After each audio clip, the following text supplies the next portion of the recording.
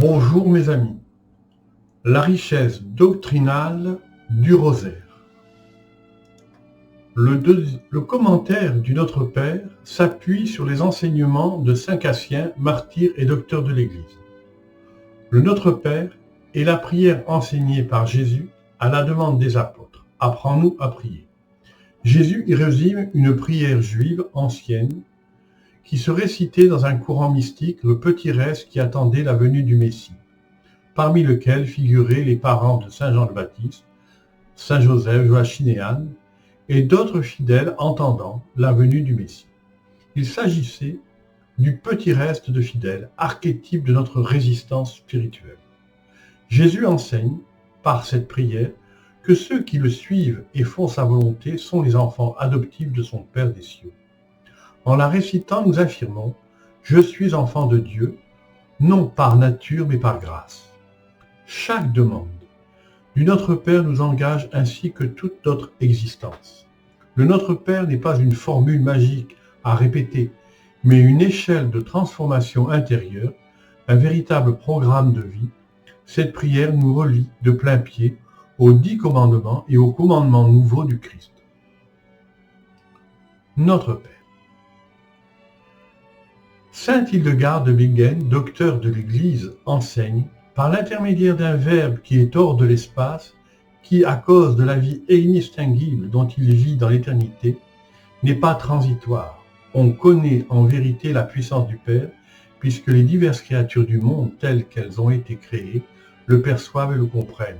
Alors, tout comme on reconnaît la puissance et la grandeur de l'homme à sa parole située dans l'espace, de même, par la plénitude du Verbe, resplendissent la sainteté et la bonté de Dieu. Sivias, édition Cerf, collection Sagesse chrétienne. Jésus nous enseigne que Dieu n'est pas seulement le Créateur, mais qu'il est notre Père. Il révèle la première personne de la très sainte Trinité.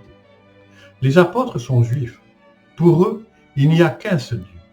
Ils ne conçoivent pas encore que Dieu soit un en 3 personnes.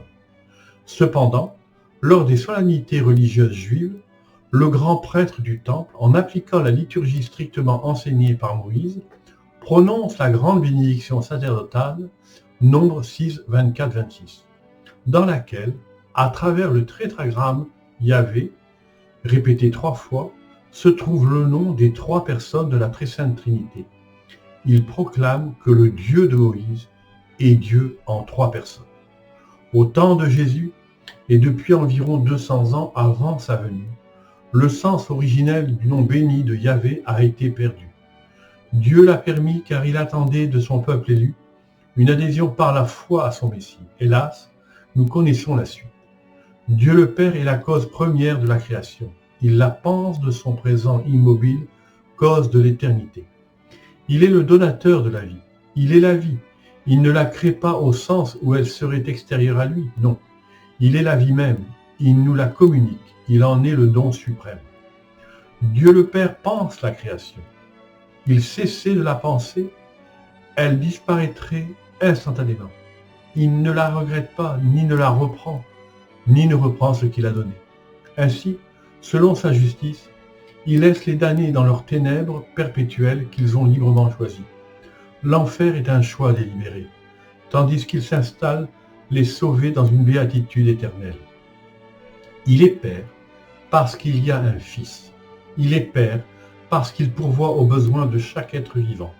Il est Père parce qu'il s'impatiente d'amour en vue de nous accueillir en sa demeure de gloire. Il est Père parce qu'il offre son Fils à sa justice pour le salut du monde. Qui est aux cieux? En confessant que notre Père est dans les cieux, nous affirmons qu'il est Dieu unique, qu'il ne se confond pas avec les idoles, ces fausses images façonnées par les hommes égarés, inspirées par les anges des cieux. Il n'est pas non plus le premier parmi les dieux. Il est Dieu, le « je suis » qui suit. Soyons attentifs à la multitude d'idoles que génèrent nos sociétés modernes. Elles nous réduisent pour nous éloigner de Dieu, pour le rejeter. Notre époque est marquée par le retour de vieilles idoles et par d'autres formes d'idoles très séduisantes et pernicieuses. Depuis le siècle des Lumières, l'Égypte antique nous infeste. Nous l'avons installée chez nous contre le Christ et son Église. Que ton nom soit sanctifié. Le nom de Dieu est saint. Il désigne le seul saint et aussi l'unique Dieu. Il nous appartient de le laisser transparaître dans nos vies par notre sanctification personnelle. Nous sanctifions le nom de Dieu lorsque le monde s'émerveille de nos œuvres. Le baptême nous engage à une vie cohérente envers notre prochain. Et Dieu, ce n'est pas seulement une louange, ni une carte de visite mondaine, ni une assurance lointaine qui nous garantirait une bonne sieste, c'est un engagement pour l'éternité. En honorant nos parents, nous honorons Dieu le Père, car il est le principe de toute paternité et maternité. En respectant nos enfants dès leur conception, en les aimant, nous honorons l'engendrement auquel Dieu nous a destinés. Nous honorons sa paternité à travers notre paternité. Dieu le Père est une paternité incréée. C'est pourquoi Dieu le Fils, le Verbe, est engendré du Père et non pas créé. Que ton règne arrive. La racine étymologique du verbe régner est indo-européenne, reg, R-E-G. Elle signifie diriger en droite ligne, selon le droit, la justice.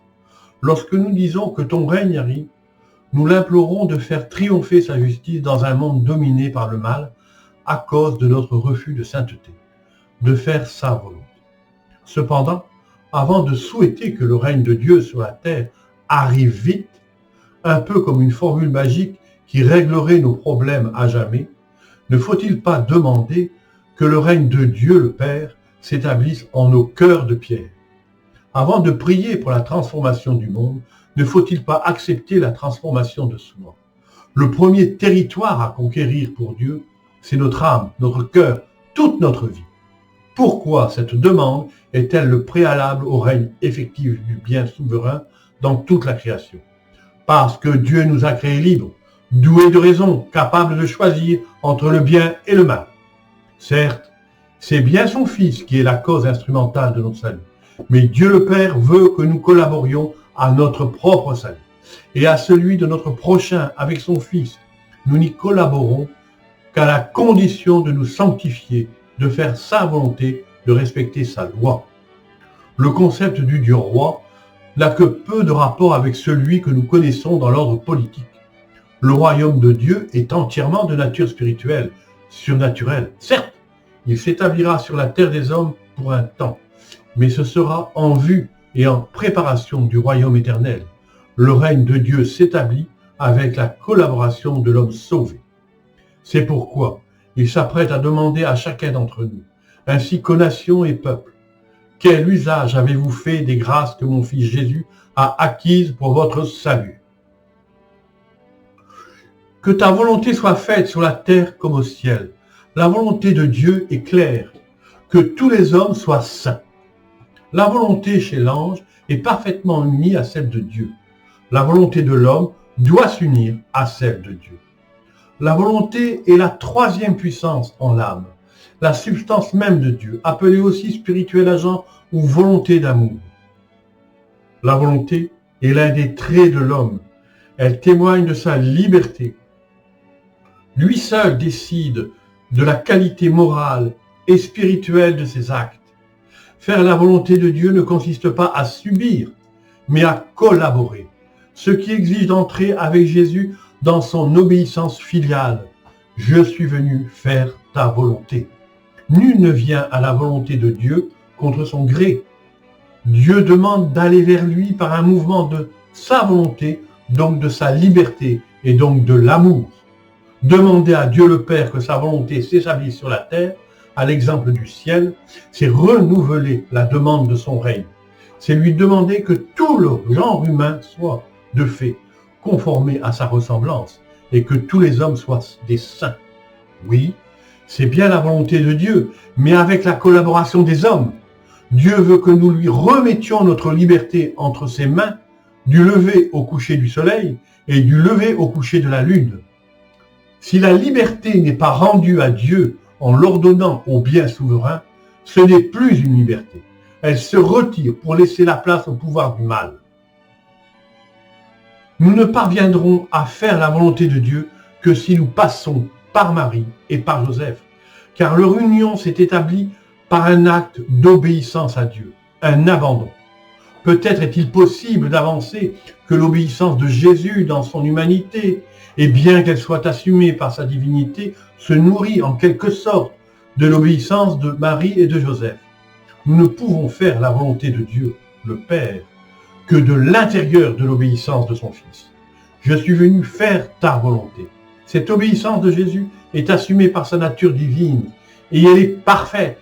Elle ne dépend de personne sur terre sauf que le Verbe s'est fait chair par sa mère qui, de par son immaculée conception, a pleinement obéi à la volonté divine ainsi que Saint Joseph. Saint Joseph est la cause méritoire de l'immaculée conception. L'obéissance à Dieu est le premier acte qui rend le don de Dieu par le don de l'homme. L'obéissance de Marie et de Joseph dispose à ce que l'homme accepte, en vue de son salut, d'obéir à son Sauveur. Donne-nous aujourd'hui notre pain quotidien. Là où est Dieu honoré, où son nom est béni, le pain ne manque pas, car Dieu ne retire pas ses bénédictions.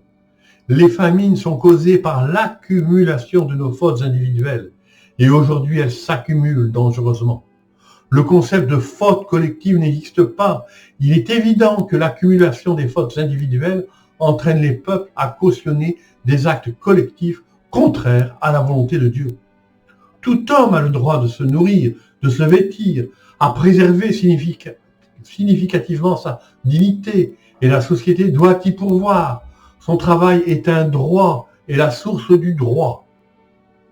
Le premier scandale d'une société est quand la pauvreté génère la misère parce que le travail ne parvient plus à subvenir aux besoins les plus élémentaires. Il procède également du fait que l'homme soit privé de travail pour des raisons de rentabilité immorale, mais également en développant une fausse culture dévalorisant la vertu morale du travail, en maintenant de mauvaises conditions, rémunération ou confort, ou au nom d'un progrès technique immoral. Il ne peut être ignoré que nos dirigeants développent une politique économique et sociale délibérée en vue de soumettre les citoyens à une appétence d'assistanat, l'une des formes les plus pernicieuses du servage moderne. Le sommet du scandale de la pauvreté s'établit quand on condamne plus sévèrement que beaucoup d'autres délinquants, souvent en col blanc, une mère de famille qui chaparde du pain ou de la nourriture pour subvenir à ses enfants. Le scandale de l'injustice profonde est là. Il hurle auprès du trône de Dieu. Les pouvoirs complices et la société effacent le sourire de l'innocent et les larmes du vieillard, du malade, de l'handicapé. Nous voterons dans le sang innocent car il faut bien préserver nos rentes, renforcer nos situations, consolider nos pouvoirs immondes, jouir sans risque. Il faut sacrifier. Entendons-nous la justice du Père éternel gronder et remplir le silence de Jésus face à Ponce Pilate quand il lui pose la question « Qu'est-ce que la vérité ?» Nous refusons de l'entendre. Elle nous sera pourtant un tonnerre. Il s'agit bien sûr du pain matériel. Dieu ne méprise pas nos besoins, mais surtout du pain de vie, l'Eucharistie. Sans ce pain, la vie spirituelle s'éteint. Celui qui se prive volontairement du pain eucharistique se met en famine spirituelle. C'est un sous-alimenté. Soucions-nous de servir la gloire de Dieu et d'honorer son nom béni, et Dieu se souciera de nos besoins réels. Cela demande pour chacun d'entre nous un effort de tempérance, d'ascèse, de modestie, y compris et peut-être surtout dans nos achats, dans nos habitudes de consommation, car le premier nécessaire est le pain de vie. Pardonne-nous nos offenses comme nous pardonnons à ceux qui nous ont offensés. Dieu entend de l'homme qu'il veuille être sauvé. Tous les hommes sont sauvés en puissance, mais le salut exige de la part de chacun une obéissance au commandement, à sa loi. Il propose le salut, il ne l'impose pas. L'homme est libre de se refuser à la miséricorde divine, libre de rejeter le projet de vérité et d'amour que Dieu a pour lui, Mais il doit intégrer que la miséricorde divine n'est pas un libre service, comme certains membres de la hiérarchie ou autres pseudo-intellectuels nous le laissent à croire. Si Dieu le Père a accepté le sacrifice de son Fils pour nous accorder son pardon et nous adopter, comment pourrions-nous justifier de notre refus de pardonner à nos offenseurs et surtout celui de ne pas prier pour eux? Si l'acceptation de la miséricorde est l'une des conditions pour être admis à la gloire de Dieu, pourquoi ne pas faire à nos ennemis ce que nous demandons à Dieu de faire pour nous? Pardonner. C'est la demande la plus redoutable.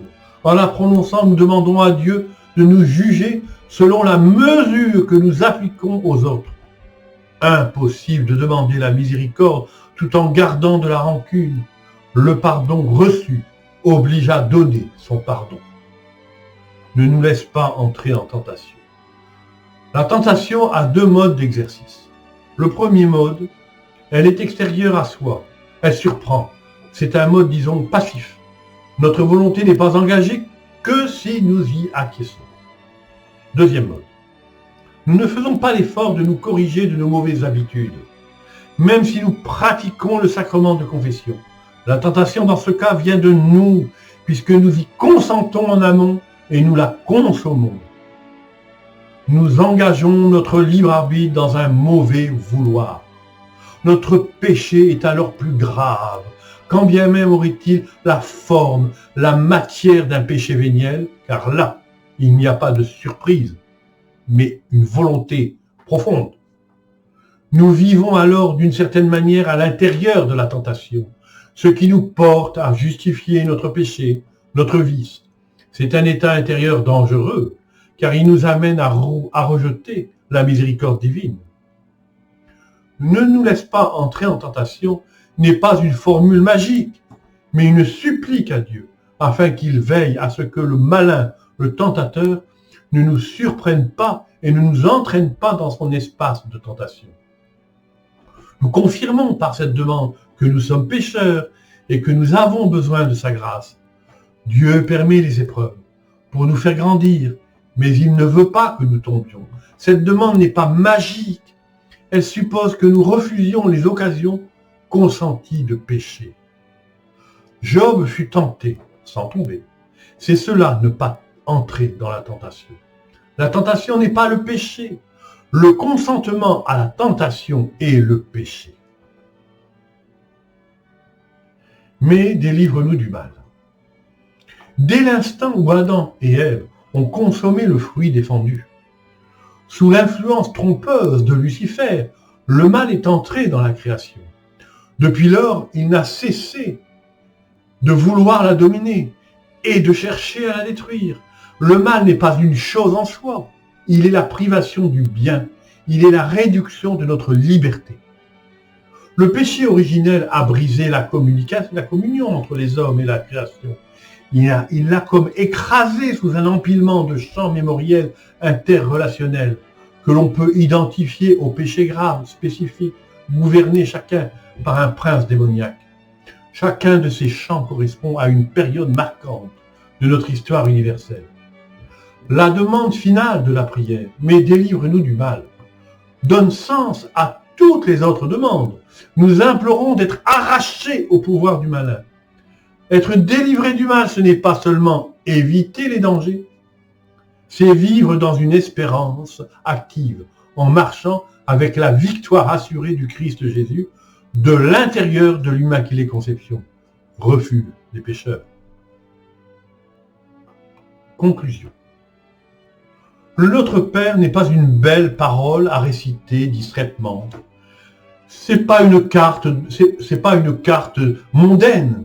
C'est une carte de route spirituelle, un programme de sanctification, un combat, la préface de la vie éternelle. Chaque fois que nous le disons, Dieu le Père nous entend et nous répond selon nos besoins réels, naturels et surnaturels.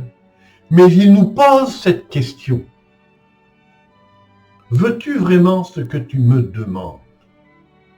Si oui, alors, accepte que je te transforme pour que tu puisses recevoir avec fruit ce que tu me demandes. Faisons attention à nos demandes. Merci de votre attention.